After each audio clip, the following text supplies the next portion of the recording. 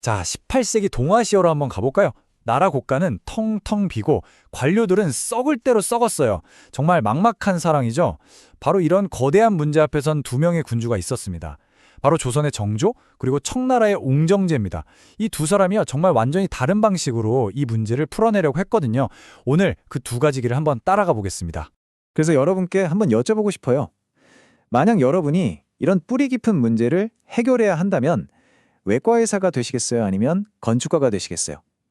그러니까 썩은 부분을 그냥 확 신속하게 도려내시겠습니까? 아니면 시간은 좀 걸리더라도 절대 무너지지 않을 튼튼한 시스템, 그 구조를 설계하시겠습니까? 이게 바로 오늘 이야기의 핵심입니다. 오늘 이야기의 두 주인공이 바로 이 두 유형을 대표합니다. 청나라의 옹정제. 이 사람은 완전 외과의사 스타일이었어요. 그냥 빠르고 단호하게 모든 걸 직접 통제했죠. 반면에 조선의 정조는 건축과에 가까웠습니다. 사람을 키우고 제도를 만들고 아주 먼 미래를 보고 기반을 닦는 사람이었죠. 자, 그럼 먼저 그 외과의사 옹정제부터 만나러 가볼까요? 네, 바로 웅정제 시대입니다. 재위 기간이 13년 정도로 그렇게 길지는 않았는데요.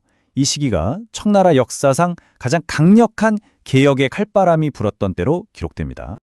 웅정제는요, 사실 시작부터가 정말 아슬아슬했어요. 형제들하고 그야말로 피 튀기는 싸움 끝에 겨우 황제가 됐거든요. 그러니 늘 저 사람이 진짜 황제가 맞나 하는 의심에 시달렸겠죠. 그래서 옹정제는 생각한 겁니다. 믿을 건 나 자신뿐이다. 모든 걸 내 손으로 통제해야 한다. 결국 모든 권력을 황제한 사람에게 집중시키는 아주 강력한 리더십을 선택하게 된 거죠. 이 한마디가 옹정제의 모든 걸 보여줍니다. 그는 관료들을 믿지 않았어요. 시스템 같은 것에 의존하는 스타일도 아니었고요. 모든 보고는 황제인 나에게 직접, 결정도 내가 직접, 해결도 내가 직접. 이렇게 해야 직성이 풀리는 사람이었던 겁니다. 그래서 그의 개혁은요, 진짜 외과 의사가 메스를 휘두르는 것 같았어요. 일단 비밀 보고 시스템을 만들어서 중간 관료들이 정보를 가지고 장난칠 수 없게 딱 정보를 독점해버리고요. 부패했다? 그럼 지위가 높든 낮든 그냥 가차없이 제거했습니다. 그리고 지방 세력의 힘을 싹 빼서 중앙정부의 통제력을 극대화했죠. 정말 정밀하고 빠르고 아주 날카로운 수술이었어요. 근데 놀라운 건 이 방식이 정말 효과가 엄청났다는 거예요. 텅 비었던 나라 곳간이 순식간에 다시 가득 찼고요. 풀어질 대로 풀어졌던 관료들이 황제 눈치 보느라 바짝 긴장했습니다. 그야말로 옹정제는 결과로 보여주는 일 잘하는 황제의 상징이 된 거죠. 자, 그럼 이번엔 무대를 바꿔서 조선으로 와보겠습니다. 옹정제와는 정말 180도 다른 방식으로 개혁의 큰 그림을 그렸던 사람, 건축가 정조의 이야기입니다. 아시다시피 정조의 정치적 환경은 옹정제보다 훨씬 더 험난했습니다. 아버지가 뒤주에 갇혀 죽는 끔찍한 비극을 눈앞에서 봤고 어렵게 왕이 된 후에도 자신을 반대하는 노론이라는 거대 세력의 견제를 평생 받아야 했죠. 그러니까 옹정제처럼 힘으로만 밀어붙일 수가 없는 상황이었던 겁니다. 바로 이 지점에서 정조는 옹정제와 완전히 다른 길을 갑니다. 옹정제가 모든 문제는 내가 직접 해결한다 였다면 정조는 정반대였어요. 내가 없어도 이 나라가 제대로 돌아가게 만들겠다. 이게 그의 생각이었죠. 그러니까 목표 자체가 달랐던 거예요. 당장의 해결이 아니라 오래오래 지속될 수 있는 튼튼한 시스템, 하나의 거대한 건축물을 남기는 것. 그게 정조의 꿈이었습니다. 그래서 그가 그린 청사진은 바로 이런 것들이었습니다. 규장각을 만들어서 자신의 개혁을 뒷받침해줄 새로운 인재들을 키워냈고요. 끝없이 싸우는 붕당들을 좀 진정시키려고 탕평책을 썼습니다. 그리고 자신의 모든 개혁 의지를 쏟아부은 신도시, 바로 화성을 건설했죠. 이 모든 게 뭐예요? 결국 사람과 제도, 그리고 인프라에 대한 아주 길고 긴 투자였던 겁니다.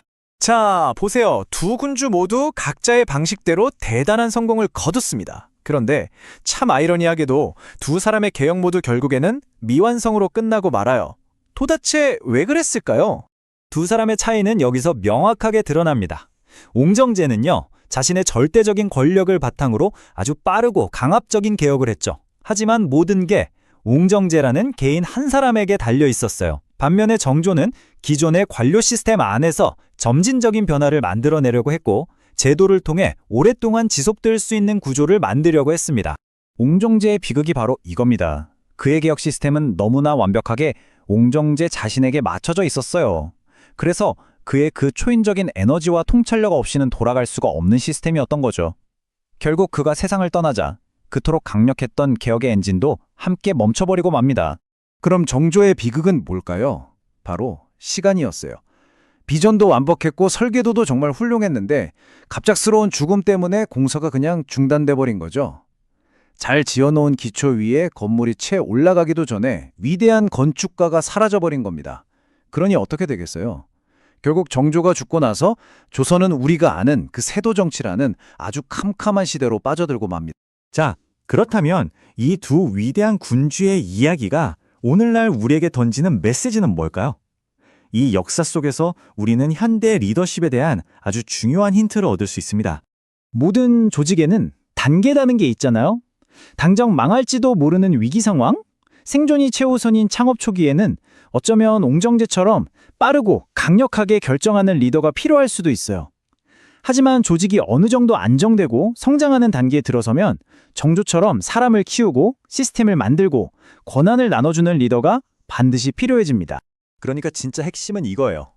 옹정제가 옳았냐, 정조가 옳았냐 이 싸움을 하자는 게 아닙니다. 어쩌면 둘 다 필요했을지도 몰라요. 정말 중요한 질문은 바로 이거죠. 리더가 언제쯤 그 날카로운 외과일사의 메스를 내려놓고 건축가의 묵직한 설계도를 펼쳐야 하는가? 바로 그 전환의 타이밍을 아는 것. 그게 진짜 지혜가 아닐까요? 결국 옹정제는 권력을 휘두르는 데에 집중했고 정조는 권력을 남기는 데에 집중했습니다. 한 사람은 시스템 그 자체가 되려 했고 다른 한 사람은 시스템을 만들려 했죠. 이 두 사람의 너무나도 다른 선택을 보면서 우리는 개혁이란 무엇인가, 진정한 리더십이란 무엇인가를 다시 생각하게 됩니다. 자, 오늘 이야기를 들으신 여러분은 어떠신가요? 여러분이 꿈꾸는 또 우리에게 필요한 리더는 과연 외과의사일까요? 아니면 건축가일까요?